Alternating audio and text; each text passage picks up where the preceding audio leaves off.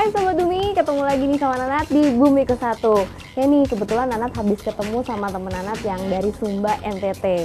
Dan nih, dapat deh oleh-olehnya. Ini namanya kacang beras Sobat Bumi. Dia bentuknya kecil seperti kacang kedelai itu, lihat deh. Dan ini namanya kacang tanah khas Sumba. Dan ada satu lagi, ini kain tenun. Ini juga menarik banget loh Sobat Bumi, dari Sumba. Tapi kira-kira warnanya yang menarik ini, itu dari pewarna alami atau buatan ya? Penasaran nggak Sobat Bumi? Makanya buat ngetahuinnya jangan kemana-mana ya, tetap di Bumi ke Satu.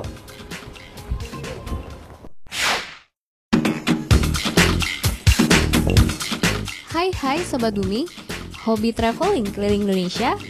Destinasinya sudah kemana saja? Sudah pernah ke wilayah timur Indonesia? Pulau Sumba yang termasuk dalam Provinsi Nusa Tenggara Timur termasuk destinasi Indonesia Timur yang eksotis. Kalau berwisata ke sini, banyak banget objek wisata yang bisa dinikmati termasuk budayanya. Loh, kok Bumi Satu ngomongin budaya? Eits, tenang Sobat Bumi, masih ada kaitannya kok antara budaya dan lingkungan. Ini buktinya. Kelompok Wanita Tani atau KWT Tapa Walabadi di Sumba Timur aktif mengembangkan pewarna alami untuk tenun khas Sumba.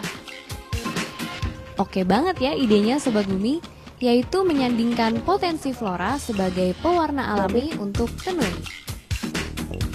Sobat Bumi, ngomongin tentang pewarna tekstil, dahulu sebelum pewarna kimia berkembang pesat seperti sekarang, yang jaya ya pewarna alami.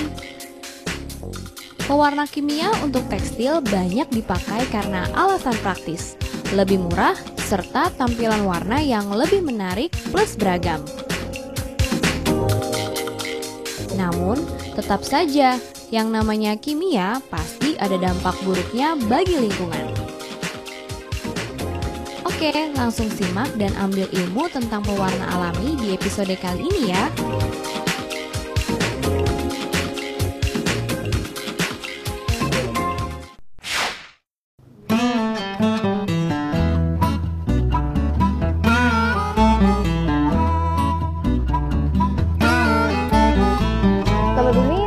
Pewarna alami itu bisa dipakai untuk mengolah tenun.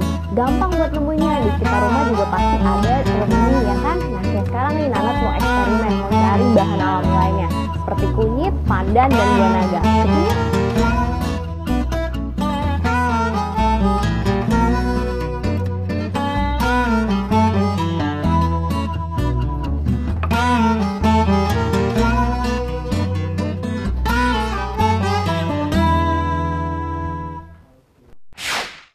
Pewarna alami ini berasal dari nenek moyang kami, dan juga kami akan mau mempertahankan sampai kapan itu.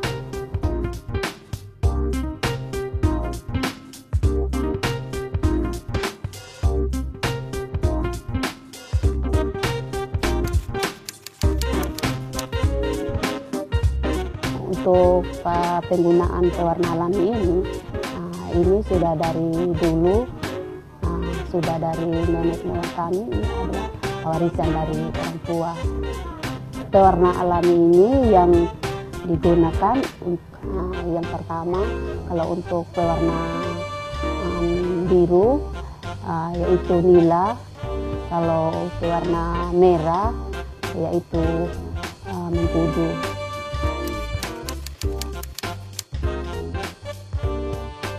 Beda dari pewarna alami, karena warna alami ini kami tidak mengeluarkan uang, kebanyakan kami ambil dari kebun, karena dan juga hasilnya yang lebih bagus untuk peningkatan ekonomi kami dalam keluarga.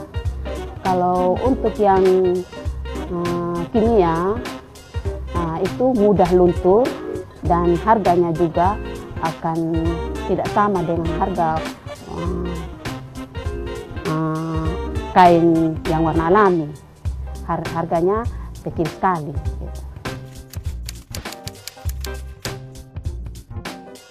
Dampak lingkungan dari pewarna kimia limbahnya jika dibuang tanaman lain akan mati. Kalau warna alami, jika limbahnya dibuang maka tanaman bisa subur dan juga akan tumbuh kembali.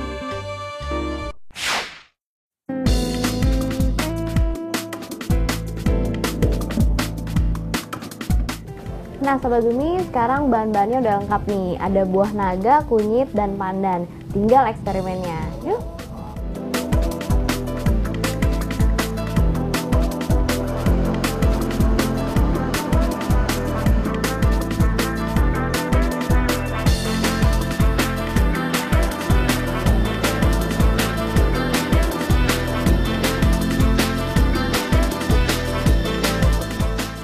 Oke Sobat Bumi, dari tadi sudah bereksperimen, akhirnya jadi juga nih. Ini dia hasil blenderannya. Sobat Bumi bisa lihat nih, untuk yang warnanya ungu, pink-pinkan ini berasal dari buah naga.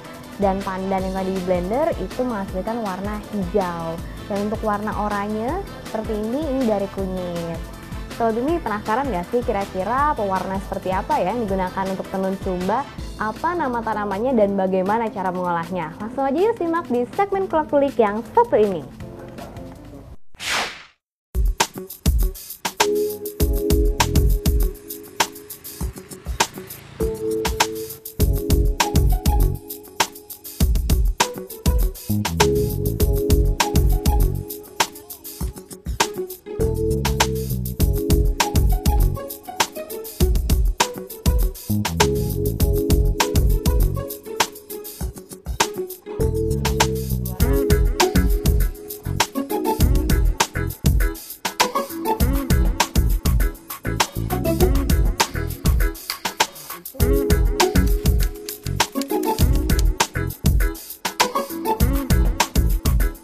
Jadi baik, ini adalah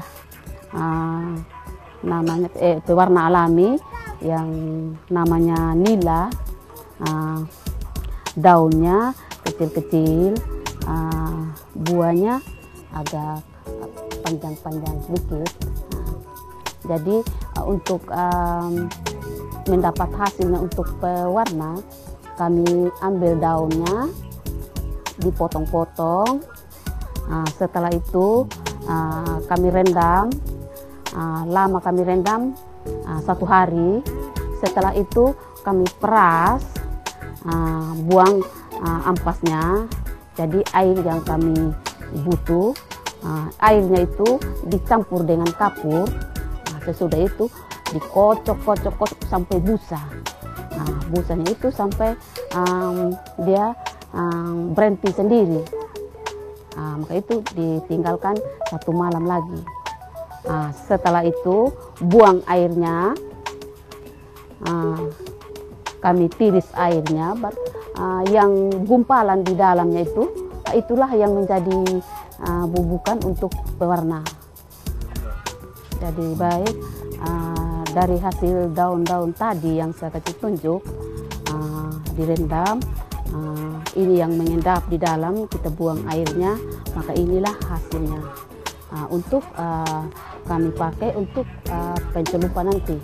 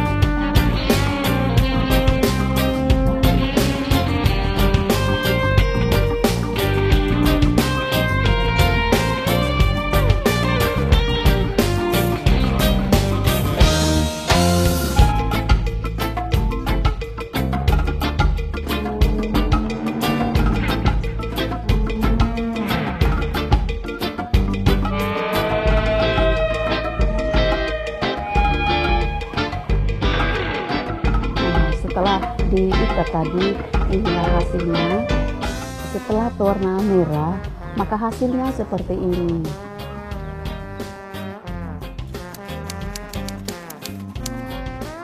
Setelah selesai hamayang, yang disebut dengan hamayang, gimana mempersiapkan nanti ada orang yang iringi raja itu sendiri.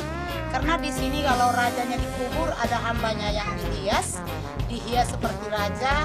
Nanti dia tunggang kuda, ngiringi sampai di tempat penguburan. Bahkan si hamba ini nanti akan diperiksa di sini.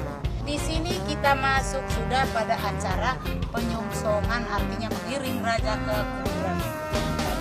Nah, ini di sini inilah hamba yang dihias, yang menunggang kuda. Nah, terus sepanjang hamba ini menunggang kuda, kuburan raja pun juga peti jenazah pun akan dipikul oleh beberapa laki-laki. Terus yang mengiringi di sini ada yang tukang bawa, dia punya tempat silih pinang, ada 2 orang yang dihias juga, itu adalah juga hambanya. Yang bawa tempat silih pinang, bagaimana nanti ketika selesai dikubur, itu pun juga raja ini akan diberikan silih pinang terakhir di atas kuburan itu sendiri. Kenapa harus ada kerbau dan kuda di dalam sejarah itu sendiri? Kuda itu mengisahkan bahwa raja, arwah raja ini juga dia tunggang kuda sampai ke alam arwah.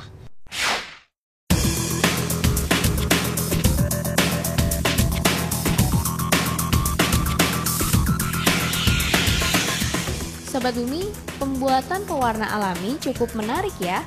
Bahan-bahannya ada kok di sekitar kita. Walaupun nggak bisa dipungkiri, hingga kini industri tekstil kita masih menggunakan pewarna tekstil sintesis.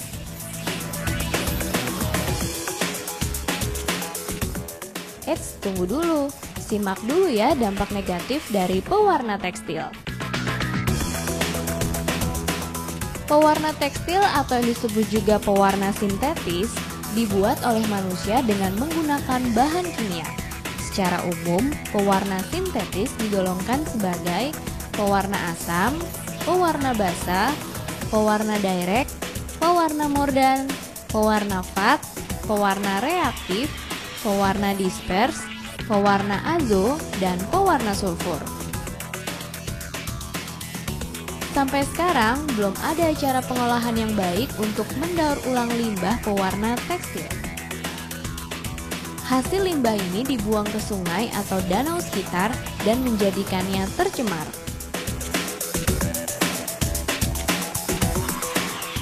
Air limbah pewarna tekstil ini, Sobat Bumi, mengakibatkan perubahan warna dan derajat keasaman perairan sehingga akan menghalangi masuknya cahaya matahari ke dasar perairan. Hal ini juga akan mengganggu keseimbangan proses fotosintesis dan menyebabkan kandungan oksigen dalam perairan menurun. Pada akhirnya, menyebabkan kematian makhluk hidup yang ada di perairan. Air sungai atau air sumur yang tercemar akan sangat berbahaya bila dikonsumsi oleh manusia. Kandungan kimia seperti natrium, kadmium, dan krom yang bersifat toksik akan menyebabkan gangguan organ tubuh seperti hati dan kanker dan dapat berujung pada kematian.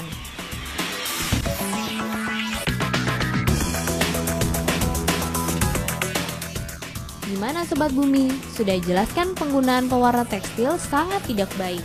Murah harganya tapi mahal penanggulangannya. Yuk mulai gunakan produk dari bahan alami.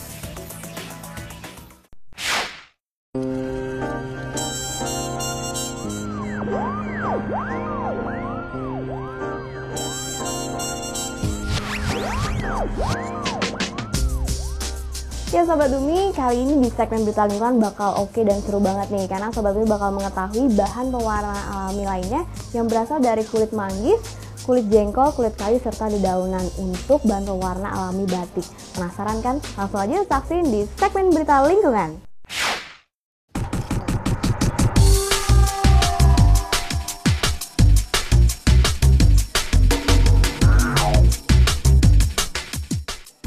Sobat Bumi, ternyata pewarna alami tekstil sudah marak seiring kesadaran akan lingkungan, kesehatan, dan prospek pasar pembeli pastinya. Selain diaplikasikan untuk tenun, ternyata pewarna alami bisa juga untuk kain batik. Wow, multiguna juga ya. Yep, batik Kanawida yang didirikan oleh seorang ibu bernama Sancayarini bermula pada ketertarikannya akan dunia kain batik. Oh ya, pengalaman pertama saat mendapatkan ilmu pewarna alami langsung deh diperdalam dan dipraktekkan. Hasilnya beragam, warna alami cantik kain batik. Gak main-main Sobat Bumi, bahkan batik Kanawida pada tahun 2009 berhasil mendapatkan penghargaan Kehati Award. Hebat kan?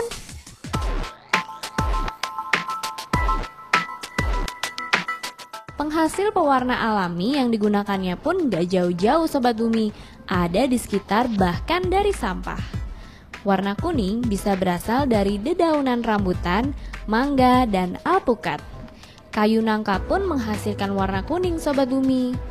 Warna merah dari kayu secang, biru dari tanaman indigo vera, coklat dari kulit kayu diantaranya yaitu mahoni, kulit manggis menghasilkan warna kuning, hijau, dan coklat.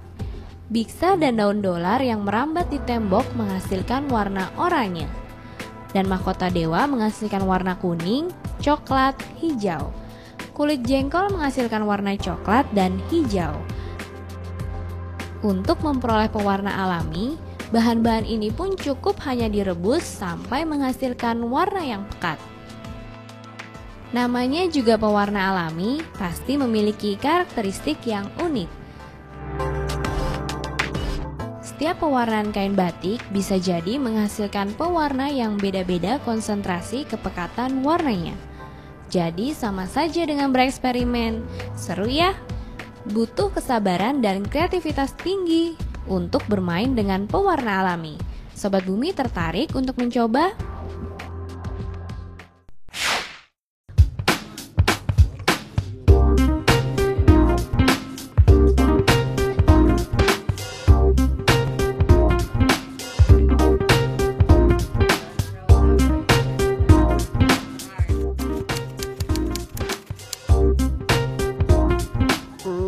Kekurangan pewarna alami karena prosesnya lebih lama, cukup lama, sekitar 1 minggu lamanya.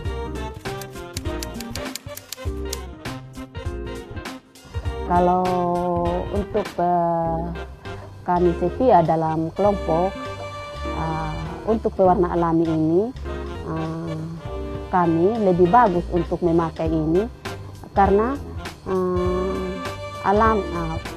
pewarna alami ini berasal dari nenek moyang kami, dan juga kami akan mau mempertahankan sampai kapan juga. Tanaman pewarna alami ini sejak dari dulu sampai sekarang pun juga kami akan mempertahankan, dan dalam segi ekonomi lebih menguntungkan. Mudah kami ambil karena itu tumbuhnya alami. Talangan ramai amoy, umundamai mandahita manupaduang danggau. Talangan ramai amoy, umundamai mandahita manupaduang danggau. Handuk walang bunga. Handuk walang bunga moy tamu tatu tanda mata wanggunggau. Handuk walang bunga moy tamu tatu tanda mata wanggunggau. Huye ai nai banu yano batau tungunu maduya.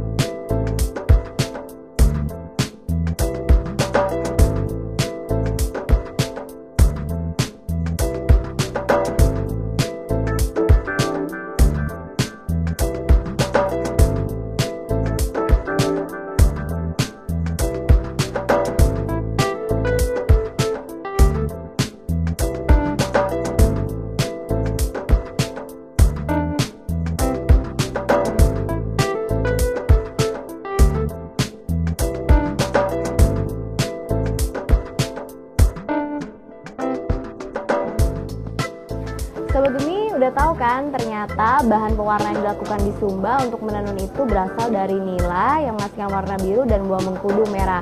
Dan ini hasil eksperimen Nadia. Nah, kunyit ini pasti bisa Sobat Bumi digunakan untuk bahan pewarna. Tapi kalau misalnya buah naga dan pandan kira-kira bisa nggak ya diolah menjadi bahan pewarna tenun? Nah, Sobat Bumi pastinya nih kalau kita menggunakan bahan pewarna alami seperti ini pastinya oke banget buat lingkungan, karena untuk tanah, air juga tidak akan mencemari, karena yang pastinya mereka ini semua tidak berasal dari zat kimia. Oke Sobat Bumi, follow Twitter kami ya di @bumike1 DAI.TV. Jangan lupa komen-komennya yang seru, dan saksikan terus Bumike1 setiap hari Minggu jam 12.30 pastinya di DAI.TV. Kalau gitu Nadia pamit dulu, sampai ketemu minggu depan. Bumike1, lestarikan selalu. Dadah Sobat Bumi.